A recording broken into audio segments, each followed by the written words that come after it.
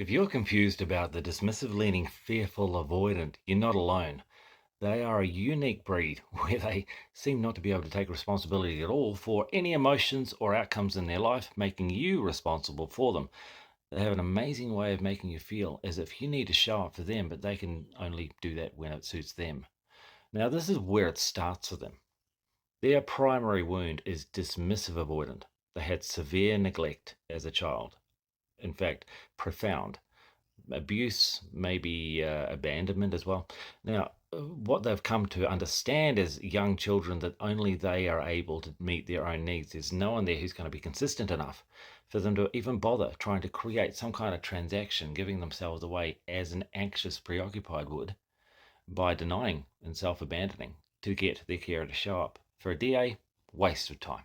Just take care of yourself and get on with it. So they never developed the skill to be empathetic. There was no point.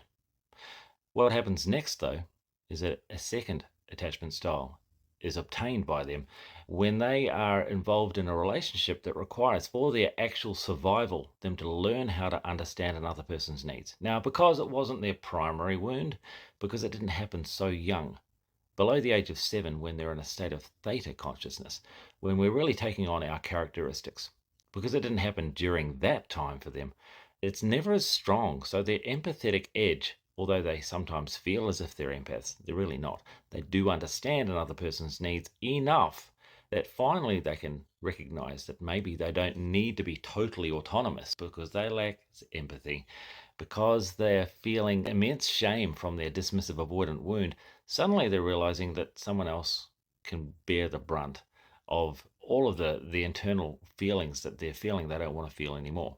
So they outsource responsibility for how they're feeling as far as any emotions are concerned at all. But what they tend to project is what I call projection emotions: anger, animosity, and frustration. They don't want to feel any of those other emotions: sadness, fear, hurt, grief, shame, guilt.